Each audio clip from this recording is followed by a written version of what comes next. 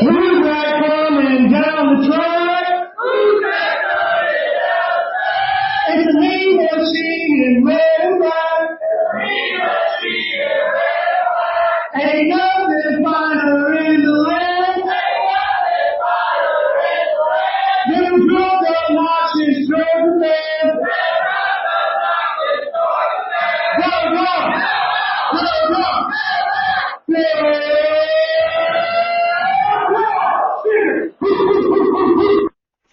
What's up, y'all? This is John and Kaleb back for another episode of the Nothing Finer podcast. As always, we are part of the Fans First Sports Network and on Millions. We are not on Millions tonight. We are doing those on Sundays at 8 again. Tonight, just going to be honest, we're recording this episode early so we can, watch what it's like to have oil discovered in your country, some would say. And going up north to give old Governor Castro a little taste of his own medicine by beating them at hockey again. Oh, this one's in Boston. This one's in Boston on our where home turf. Where we threw a little tea party for the woman they still claim as their queen. There we go. I thought their queen was Justin Trudeau. No. He didn't dress up in drag. He put blackface on. Oh, that's entirely right. That's different. right. Yeah, totally. But now, if you do it, you probably go to jail up there. Yeah. So if you guys are like, man, why are John and Kaleb so salty about Canada right now? Go check our post on Instagram from Thursday when you guys are listening to this. I will say I do appreciate this guy for just continuing to give us the extra engagement. Yeah. But man, this dude that claims he's from Georgia has been defending Canada's communism. Yeah. For context, John made a joke on the Nothing Finer Instagram page, and because he made a joke in 2025, there's somebody who cannot forgive him for that crime. Yeah. I was, by the end of this, just to tell you what type of person this guy is, within like 10 comments back to back, maybe 10. I honestly don't know. I was called a fascist. You guys, if you've listened to the show for a while, I mean, even if you just listened to like one of our interviews, that's absolutely not the case. Because I platform people who have opposite viewpoints as me all the time. Yeah. You and I even don't have the exact same views, and we don't care. So. That is kind of what we do here, different than everybody else. Is we try to give the people that think the exact opposite of us a voice. But you know where you can't do that? Canada. Exactly. So anyway, the people that don't even have the right kind of bacon, they messed up bacon. Yeah. Well, they're all. The other day you called them syrup suckers, and it's fitting because their prime minister's mother was a Castro, something that rhymes with sucker. So we're gonna move on from that. What's funny, this little segment right here, like this next sentence I'm about to say, is not PG. Heads up. So if you're under 13 or whatever, your parents keep the good stuff up on the top shelf, but also mute for a few minutes. Yeah. So I almost told this guy earlier that he puts the cuck in Canuck.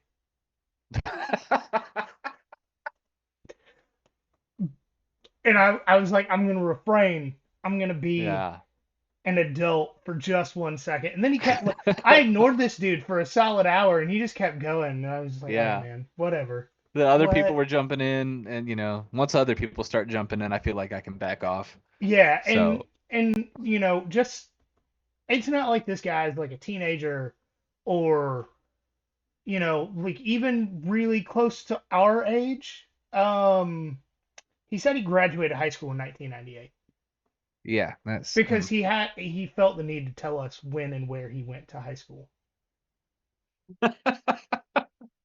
Yeah. Yeah. yeah. Fun times on the internet. It Only is. the finest folks are out on the internet. Man, Dark Kermit came out today. I was bored. I had some meme ideas and I just let them rip. Oh yeah. The Texas one, somebody got like the one about Texas that you posted. Someone taking that really serious. Like, what you think Texas isn't going to be able to afford something, bro? Oh yeah. So first off, if you're not following our Instagram, you should, because days like today when I just let them rip, it's great. Very entertaining. Um, I posted this thing that said breaking news: Coach Steve Sarkisian cancels spring game, which did actually happen. He says with their NIL funds, they can't afford the janitorial staff for another game in DKR, and then I put a picture of them trashing the field. See, I didn't realize that was actually a true story that he canceled the spring game. He did cancel the spring game. Um, Hmm. apparently, he doesn't want to show the good plays. I don't know. Yeah, sounds like he doesn't want to show the lack of talented players not named Arch Manning. Oof. Um, but yeah, There are people who think Texas is going to beat Georgia in Sanford this year, by the way. Can we just soak that in for a second? man, I saw. You know what? I ain't even gonna say this out loud. I ain't even gonna say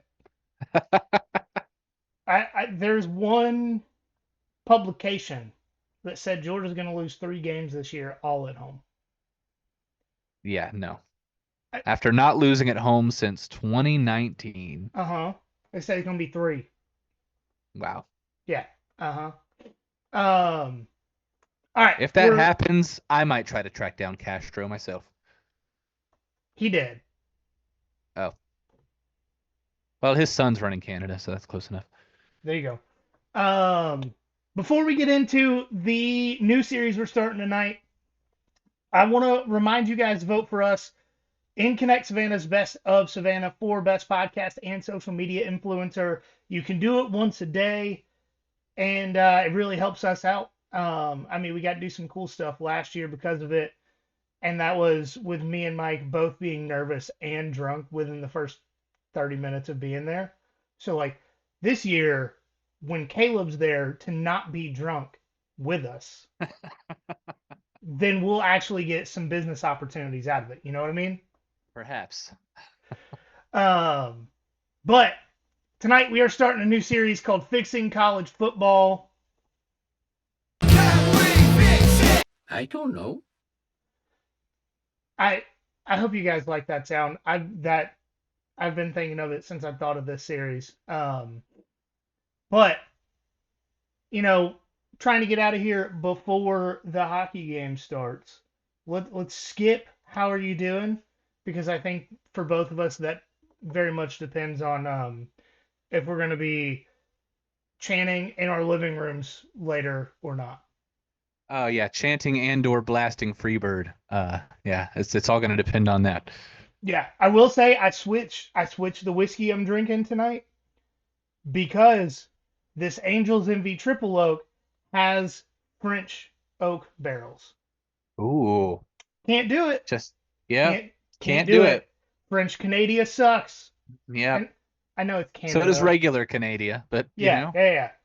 I'm back on that all American ASW Fiddler chin music. There we go. Red, white, and blue bottle for the Braves. Mm-hmm. Yeah. But Spring also training started, for the American flag, baby. Yeah. Hope springs eternal when we're talking about spring training and beating the shit out of Canada, you know? There we go. Yep. Hopefully they win and everybody who listens to this tomorrow is celebrating with us. Oh yeah, if I get cold takes, I'm gonna be real mad. Mad. That's okay. It would not be the worst one on this podcast. Not by a mile. No. But I'm going to the Georgia baseball game on Sunday, which sweet. 11 a.m. first pitch. And the low on Sunday is 32. So that's gonna suck. Better than it is today, at least. At least it was in the 50s in Savannah. Was it? Oh, we were getting wind chill. I think the wind chill here was -20. scientific fact, I believe. Yeah. So Yeah. All right. anyway, All right. So, getting into fixing college football, and so we all know there's a lot of issues that coaches, administrators, players, and we as fans want fixed within college football. I mean, there's been news that's come out literally this week about expanding the playoffs, changing the seeding format, the SEC going to 9 games in the last 4 days. All this news has come out because they're trying to fix issues within college football. well, So, obviously we are the arbiters of truth and justice and everything right, so we will do it better than anybody else. yeah, absolutely. Just like, Canada should be the 52nd state. Yep. After red, white, and blue land, of course. Correct. I really assumed that Mr. Canada would assume that after I said that, the whole thing was a joke. He didn't. Mm-hmm. He sure Didn't didn't. quite get it. So we just But doubled down. Anyway, yeah. So during this off season, we're gonna go through some issues that people see in college football, and if you guys have some issues that you want to hear us go through in way too much detail, send those in to us. And if they're not already on the docket, we can potentially put them there because we have a lot of days until we're talking about actual football again. But the first issue we're talking about and going to propose possible solutions. Issue number 1, the thing that I think the rest of our conversations for this series predicate on. The NCAA. yeah, really, it's the issue with college football. Yeah. If all right, we're gonna get into it. Yeah, just go for it. All right, so the NCAA is like the friend or family member who you couldn't trust to make the right decision, even if they only had one choice. Mm-hmm. If they're in a room with only a door, they're gonna bust down the wall to get out, kind of person. And that's just really what the NCAA has done over the last better part of 2 decades. Just every time they've had a choice, they've made the wrong choice. I mean, if you want The to go most wrong choice possible, most of the right, time. right, like standardized testing, they're like choose the best answer, and they're like, you mean the worst? Yeah. I mean, this isn't even in the outlines, but over the last few years, we've seen it with players. Luke Ford going up to Illinois because one of his grandparents was sick, but the University of Illinois was like 110 miles from his grandparents' house and not 100, so he couldn't get that year of eligibility back. Yeah. Or the guy from UNC last year that got eligibility halfway through the season and was suddenly the best receiver on their team, and they didn't really lose many games after he got back on the field. They lost all of them before he got on the field. Funny how that works. Right. UNC's season could have been different. Mac Brown's future could have been different if the NCAA had given this guy eligibility. And those are just the 2 off the top of my head. But, we've all heard for the last few years, really since, 2020, 2021, somewhere around there when the Texas and Oklahoma thing was announced. And then the talks of college football breaking away from the NCAA really kind of ramped up. Mm-hmm. And they do every summer now because we have nothing else to talk about. But the NCAA as an entity has been around since 1906. Do you know the president that recommended it get started? Let's see. If it was 1906. I'm not sure they were in office at the time. They might have been. Gotcha. But it was a president that recommended this get started. Because I was going to say this is around the time of Teddy Roosevelt. So this sounds like, and it does sound like a him thing. It is. Okay. 100% I'm very good at president trivia. So. I mean, Teddy Roosevelt as an individual is just extremely fascinating. Oh, yeah. I mean, read every book about him you can shout find. Out Teddy. Yeah. He didn't create them, but he expanded them like crazy. Yeah, the teddy bear. Teddy bear, classic. Shout out Teddy. If we're doing a Mount Rushmore of presidents, if you will. Gotta have Teddy on the Mount Rushmore of presidents. But the NCAA as an entity has been almost entirely removed from college football since 1906 because not a single time has it been involved with the college football postseason selection or crowning of a national champion since 1906. Basketball, baseball, all the other sports. They have an NCAA national champion. College football has never had an NCAA national champion. Yeah. The NCAA recognizes one, but nobody cares because it's declared by somebody else. And even, going back to the time of multiple football writers, or football championships, it's always been the AP, Football Writers Association, and then you had the BCS. At one point, USA Today had a title, but the NCAA has never, in itself, crowned a national title. The sport of college football was around over 20 years before the NCAA was created. And going into modern times, it's been almost entirely removed from college football with the exception of the implementation of some rules and handing out some punishments. But even with the rules, we've seen that they've got their teeth completely removed, like they were actually born in 1906. And they're just gumming it,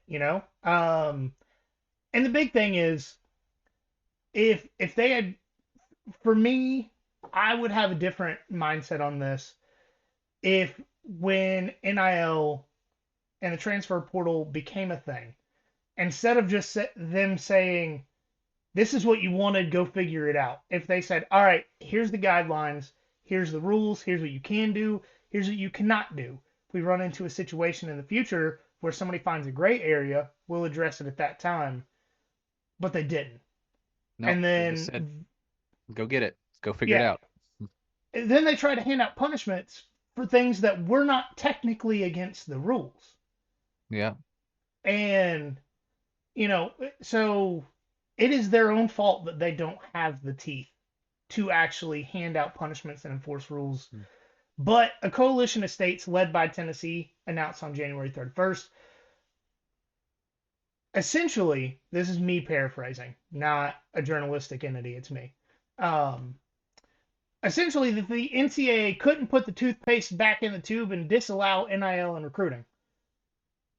They didn't have a rule against it, and then they tried to enforce a rule against it, and federal courts not only put an injunction on this subject with the NCAA, they said, you guys messed up, you're 100% incorrect, you can use NIL and recruiting from this point forward. And when the federal government does something better than you, that's a problem. That's a damning indictment of the way that you run things. Have you seen the stuff coming out about where the money's going? Right. It could be worse than that. I'm not sure how much more it could be, though. Yeah. And just because I felt like listing it off, the punishment side of the NCAA, right? So they don't really do it anymore unless the program specifically doesn't deserve it. And we're going to get to situations down here where they don't deserve it. And, I already listed off some stuff earlier where the players didn't deserve it. So over the last few years, the teams that we can think of off the top of our heads that were caught cheating got nothing more than a reduction in scholarships, which, by the way, doesn't really matter anymore because they took away the limit of scholarships. So it does nothing. Nothing. Except for saying you did something is all that does. Especially now that we live in a world where if you can't give somebody a scholarship, maybe you have another way to convince them to come on over. Right. I mean, to my knowledge, Dan Jackson still never got on a scholarship, his NIL number just surpassed what it What a costs for him scholarship to would do. attend the university every year. Yeah, Which, I mean, good on him. yeah. Also, bad on the combine. We haven't talked about it, Yeah, but the combine can go to hell. yeah, absolutely. Dan Jackson above almost anybody else on Georgia's roster, almost deserved a spot at the combine. They got a defensive back from Villanova with an invite. Yeah, And come Dan on Jackson's now. going to get taken ahead of that guy. Yep. I'm willing to put money on that. Unless the Falcons are one pick ahead of the Eagles and it's time to draft him. Let's Remember bear. how they Wait, did wait, to wait, Kobe wait. Did he Dean? also play quarterback at Montana State? I was All right. thinking about that linebacker from Western Kentucky, but you're right. That was almost more egregious. Yeah. Well, the good news is if Kirk leaves and Michael Penix gets hurt, they do have the linebacker from Montana State to play quarterback for him. They're just, man, they're on that 1D chess, if you know what I mean. Yep. That's Um, all right. So teams that got caught cheating or admitted they cheated before an investigation was even launched, that essentially got no punishment. Um, a show cause, by the way, if if you're unfamiliar with the term, is essentially if we ask, you have to show us everything, right? yeah. In recruiting, and that's what pretty much every one of these teams got at the end of the day. So Ohio State self-admitted tampering. Before there was even an investigation, they said, "Hand up, that's me. We I did it. cheated Yeah. to get Quinchon and Caleb Downs. Um, what do you want to do about it?" And they're like, "Oh man, you're all right." Just go win a national championship. No worries. Right. Like if we're being honest with each other, the last two national championships should have asterisks. Yep. Because Michigan stole signs.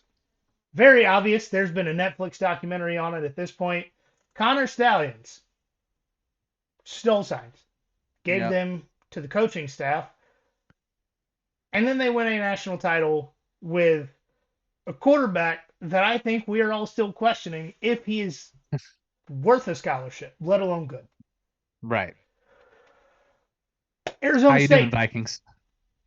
Yeah. Yeah. That just wild to me that they had those quarterbacks in the room and Sam Darnold was still far and away the best one. Yeah. Arizona State. COVID recruiting violations under Herm Edwards. They had players on campus. They were doing in-home visits all during COVID, in which, if you guys don't remember this, games are canceled every week because Yeah. one person had COVID or one person came in contact with someone that had COVID and didn't isolate. Yeah. Like you can argue all day about whether those rules were right to have, but they were there and they were broken. So Right. And meanwhile, this came out in 2022, 2023, sometime around there, I believe. Meanwhile, Arizona State just played in the college football playoff. Mhm. With some of those recruits, Right. no doubt. Right. I'm just gonna, we've already pissed some people off today. With violations of a disease or illness that people still to this day claim is going to kill everybody. Yeah. Some people still Probably the driving guy around that their was car going with the after us masks. on Instagram. Yeah, probably. Tennessee with the McDonald's bags, buying players before it was legal.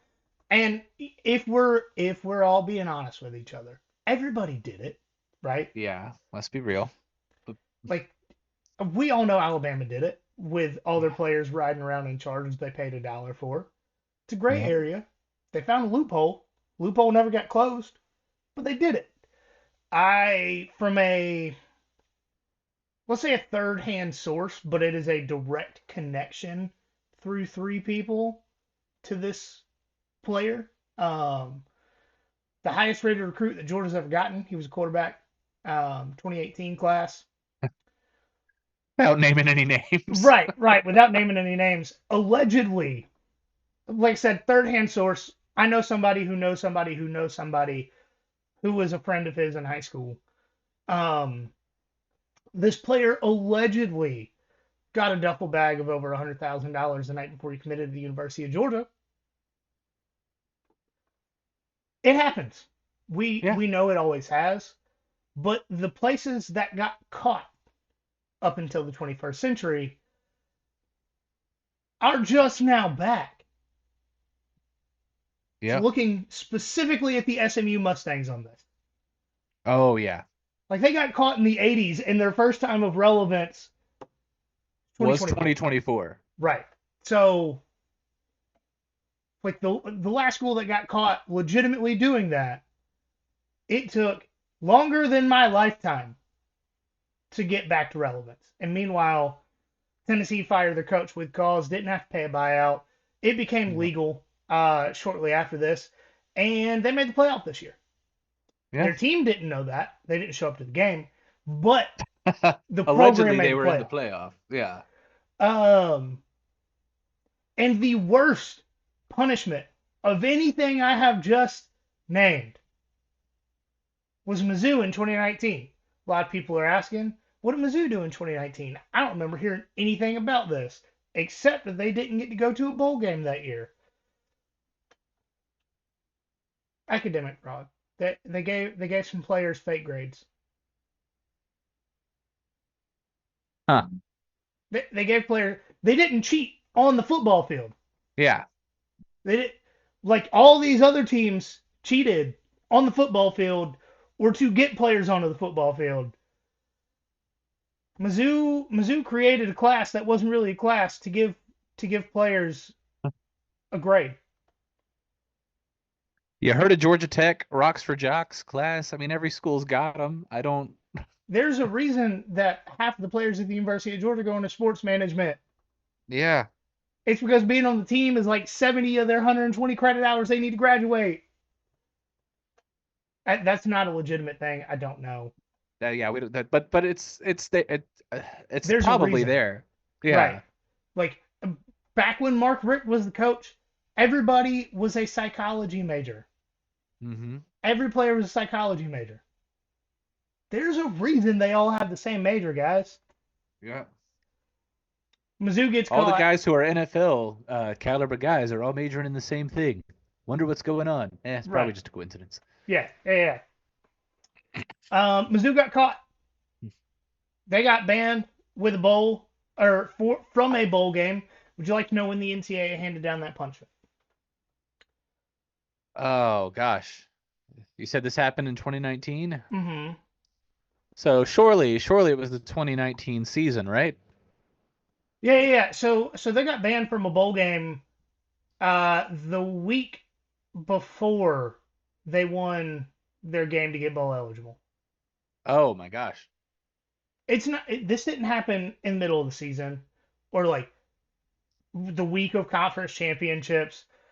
Mizzou had won 5 games, and they were getting ready to go play somebody that everybody knew they were going to beat. And on Arkansas. Thursday, the NCAA goes, "Hey guys, you can't play in a bowl game this year. It doesn't really matter." By the way, just to add to that frustratingness, they started 5-1 and had lost 5 in a row. Yeah. And the fact that they didn't just give up and lay down against Arkansas that night was. Well, this was Chad Morris, Arkansas, so they could have just laid down and given up and still won that game. That's completely fair. Yeah. But yeah, like I just went through a list of 2 teams that cheated and immediately won national championships. A team that cheated and quickly made the playoffs. Another team that cheated and quickly made the playoffs, and a team that made up a fake class to give players grades, and they got the worst punishment of it. Yeah. So they did not make the playoffs, by the way. They got a decent 2023 season after all those players were gone. Right. So circling back to what I said about if the NCAA has one choice, they're going to make the wrong one. They're going to find a way.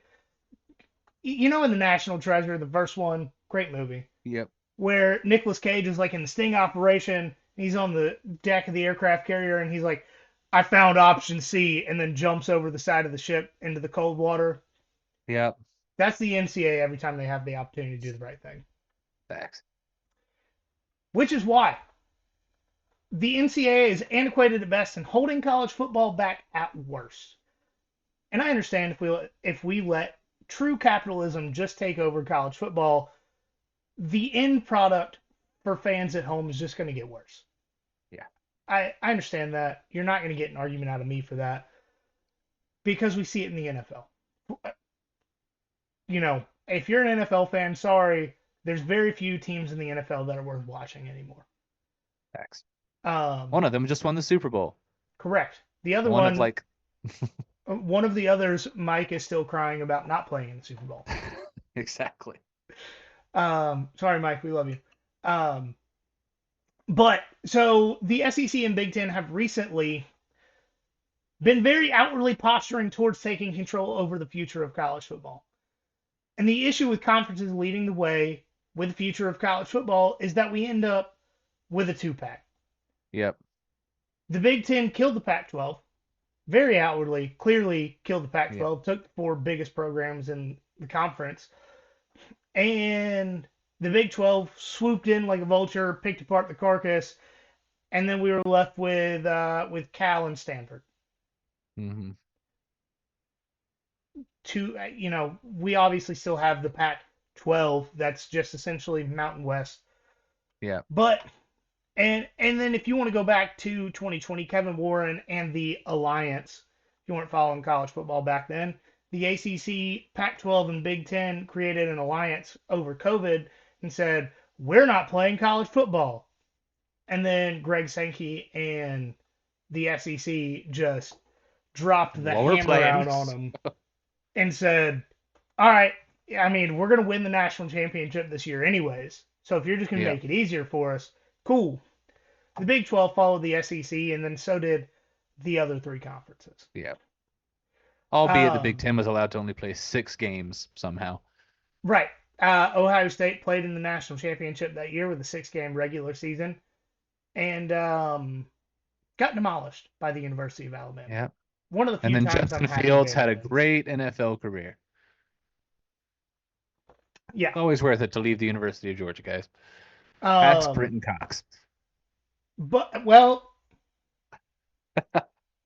Britton Cox is a starter in the NFL. Somehow. That is true. Yeah.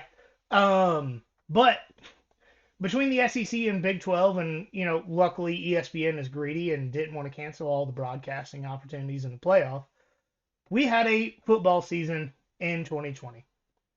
But at the end of the day, conferences are always going to do what is best for them. That is what the administrative staff and commissioner get paid to do. If Greg Sankey came out and made a decision that was best for the Big Ten, he would get fired. That's just kind of what he gets paid to do. Look out for the SEC. But it doesn't make sense for conferences to lead the new management of college football because, if we're being honest, some conferences are better than others within college football. And they're always going to do what's best for themselves. Commissioners, shout out Kevin Warren, are going to be looking for the next opportunity. It makes more sense for someone other than the conference commissioners to be responsible for the future of college football. Yeah. So completely agree with all of that, but before we get into what to do differently, I want to take a minute to play devil's advocate, and I emphasize the word devil because the NCAA is a stain on college football. Let's be real about it. But I do want to give just a few reasons not to move away. A few reasons why maybe you'd want to take a second look, or at least just some considerations you got to think about if you're doing that. But for the sake of the argument, first of all, there's really no way to force every college or conference out of the NCAA umbrella into whatever new league you'd create would be, at least at first. So at least a few years until everybody realizes this new way is way better, which it's going to be, you would have two different teams claiming national championships, even if one is in a significantly better league and earned it significantly more, and that could be a problem. Uh, and for the same reason, not every team will choose to switch, so you'll lose some rivalries, you'll lose some conferences, you'll lose some bowl games. Important championships like the SEC championship may not be a thing in college football anymore, depending on who makes the jump. So while any new league might give better opportunities for a team to win a national championship, there's fewer opportunities overall if not everybody's on board right away. If you're not a team that could compete for a national championship, you really don't have any incentive to ditch the NCAA right now, other than just, their lack of leadership ability over the sport. Ultimately, that might be good for the Super League because they'll only have the best teams, but then, the fewer teams you have, the more of an NFL light you risk it becoming. But then also, the NCAA, again, they're a regulatory body over every sport, not just football. And some of these regulations extend to all sports, including football. Like their scholarship, the scholarship requirement was dropped in football, so I don't even know why I included this. But for a while, universities had a total scholarship requirement for every sport combined. And there are other regulations like that do apply to all sports or all branding for all the sports and things like that. So how would these regulations be affected by just ditching it in one sport? We don't really know. It would be something to think about, certainly. And guys, that's the best I could do for reasons not to do it. Come on, y'all. Come on. Yeah, and so I don't totally disagree with you because I do think that representation for all sports is important. Yeah. Like we've talked about it since we started the podcast. I follow men's and women tennis. I follow softball, baseball, all the other sports that have an NCAA national title and division or FCS Division 2 and Division 3 still have NCAA national titles as far as college football goes. So I don't think that there is a way to completely break away an athletic department from the NCAA.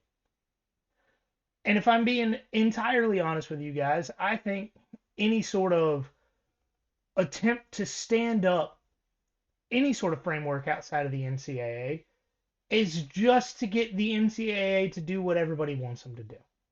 Yeah.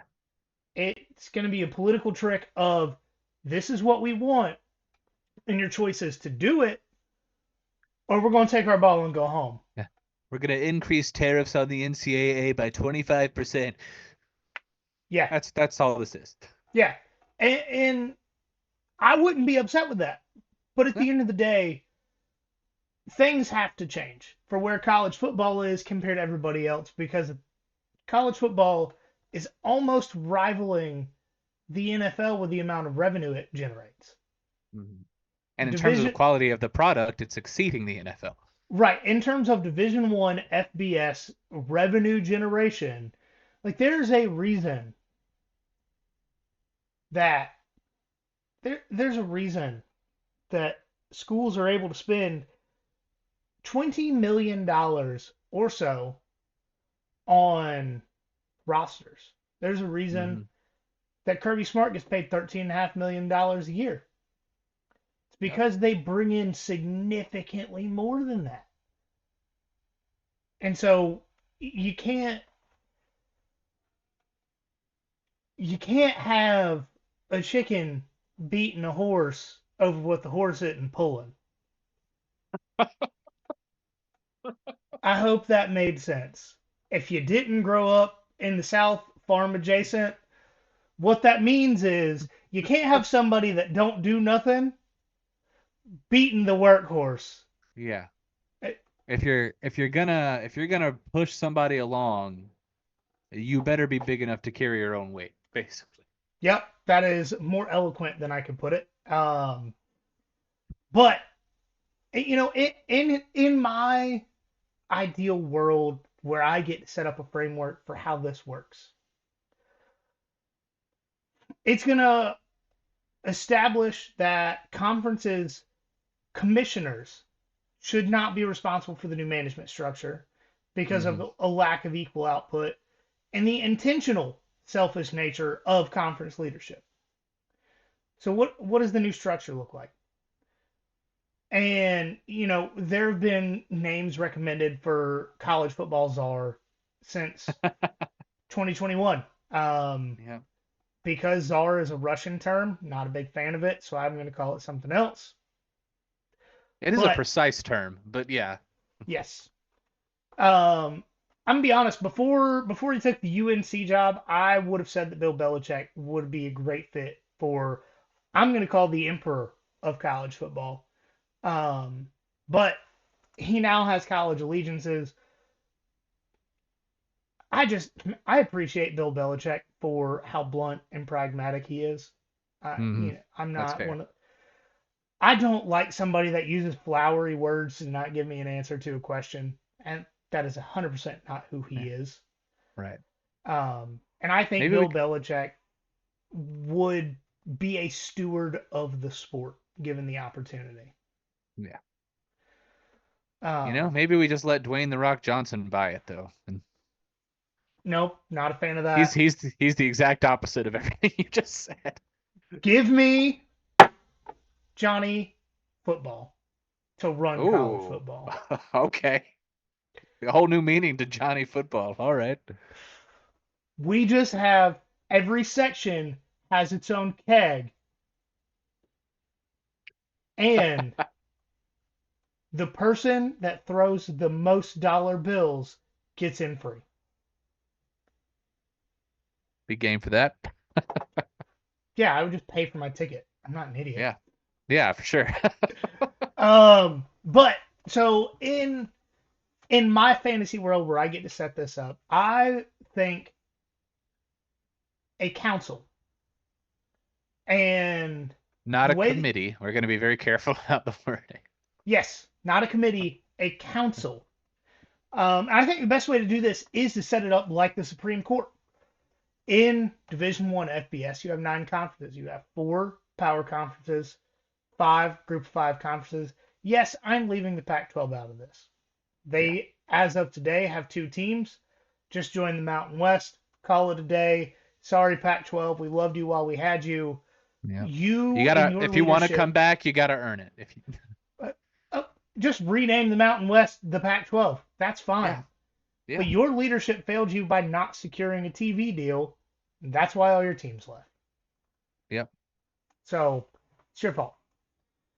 But like the Supreme Court, you have 9 representatives, 1 from each conference. And I know I've talked about it before. Conferences shouldn't be responsible for this. It has to be not the commissioner. Yeah. The commissioner appoints somebody who is not themselves. No, not even. Oh, don't even let them appoint it. Okay. So Nope. who decides who they are? Head coach, AD, vote. Okay, I like Of that. you have nominations for each conference. Say the SEC nominates 5 people. Each program gets 2 votes with the AD and the head coach. Whoever wins that vote goes on to represent them at the College Football Council. I can get behind that. That way, if it's all blind, which is ideal in this situation, the person, let's say Kirby Smart doesn't vote for the representative that gets picked. If it's blind, the He don't know person that. doesn't know to harm Georgia's future with their choices. Yeah. So, but I also think that given this council, they should set up rules. And I'm saying rules, not necessarily gameplay, because as it sits, I don't think the rules for college football are the issue. I think the enforcement of the rules are the issue. Yeah. Maybe With later the we can issue talk refs. rules, but yeah. Yeah. And in this situation, we could potentially get a full-time referee staff for all of Yeah. college football and have everybody, instead of you being SEC refs and you being ACC and you being Big 12, you have college Just football refs. football. Yeah. And Look at that. No allegiances. no allegiances. But you're part of setting up rules for how recruiting can be done, and how NIL can be used, all of these things. And once the rules are created, the council sends it to the conference, who sends it to the teams. If enough teams within a conference have an issue with a certain rule, it can be looked at. Like, let's say the Big Ten and a lot of the other conferences want 9 conference games. The SEC doesn't. If it is a 6-3 vote at the council, but 10 of the SEC schools say, hey, we have an issue with this, can be looked at. And if they say, hey, every conference has to have 9 conference games, sucks to suck, guys. We're having 9 conference games. Yeah. It is what is best for the sport. And I think if you have 9 representatives, you can't have the SEC running the show, or the Big Ten running the show, or the Big 12, or whoever has the Or most even pull. the Power Four running the show. Like, Right. You have 9 separate individual votes where they are doing what is best for their conference. yeah, Notre Dame sucks to suck. Join a conference. Exactly. Notre Dame sucks to suck, join a conference. Army did it. Yeah. Army did it. If Army and Navy can do it, so can you. Exactly. But no, I think that would be the best way to move college football forward as a sport in a way that is best for everyone. And, even with capitalism potentially taking over, if you have, I don't know, I'm trying to think of a Group of 5 conference that doesn't, the MAC. The MAC is not going to vote for everybody being able to sell individual advertisements on each player's jersey because they don't have advertisements for each player's jersey. Right. Like, capitalism can't take over in the situation where everyone votes on it and not everybody benefits from it. Yeah, exactly. If something comes up that would make college football as a whole more money, then yeah, they're gonna do that because everybody Correct. gets a bigger slice of a pie. But that's a good thing because what college football is in terms of what generates the revenue of it is the way that it entertains the fans. Mm-hmm. And so the only way to build up that pie as a whole is to do something that makes it better and more entertaining for the fans. One of my favorite quotes: "Rising tides raise all boats." Mm-hmm. Rising tides raise all boats. The problem is floods always pull water from somewhere. Yep. And you learn that very much so when you live on the coast and see there's a hurricane a few hundred miles away. And your tide's so low, even high tide is lower than normal low tide. Is this about Kalen DeBoer taking over at Alabama? Oh, never mind. No. This is about legitimately like rivers being dry close to my house because there's a hurricane in Miami. Yeah. I was making a joke, but yes. I know. Honestly, side note, Ryan Grubb being on that staff now scares me. A little bit. I feel like at this point we just need to get Cody Goodwin back on and be like, hey, remember last year when we were like, oh, Alabama's not going to be anything, and then y'all beat us, and now you have the OC you always wanted. What's going on? Never ends. The ride never ends with those cretins in Tuscaloosa. It certainly does not. But, all right, so this is our proposal for trying to fix the issue of the NCAA. We're going to post the graphic for this episode on our Instagram with a poll, comments open like they always are. If you ever see me close the comments, send us a message and call me a bitch.